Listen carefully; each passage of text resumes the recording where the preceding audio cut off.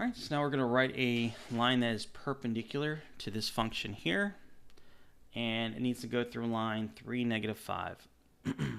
So the first thing, again, what we need to do is we need to know that we need to plug the information into our transformation formula, and we need to know what kind of slope a perpendicular line has. A perpendicular line has opposite sign, reciprocal slope.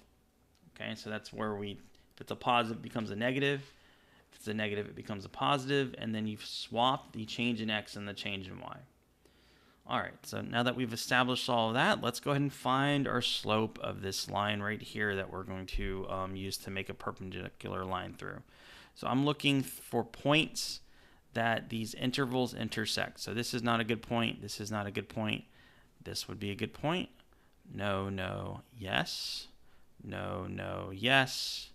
No, no, yes. So we can see there's several points here we can use. I just need to know the slope.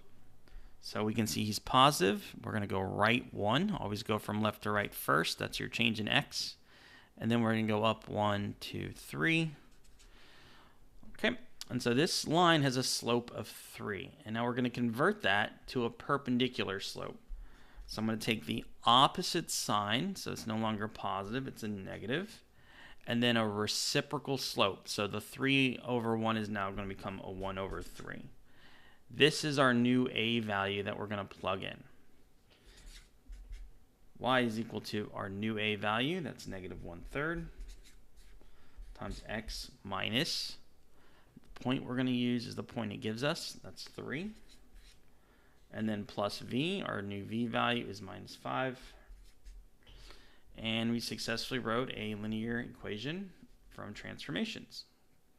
Now we can also write this in slope-intercept form in case it wants us to graph it. -1/3 of x, -1/3 of -3. Plug this into the calculator, you're actually going to get a +1. 1 minus 5 is -4.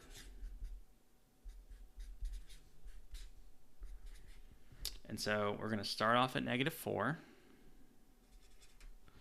And we're going to go right 3, always go left to right, and then we're going to go down 1.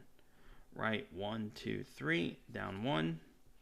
And we can see that this is going to be a perpendicular line. It creates that 90-degree angle that we're looking for through those 2 points.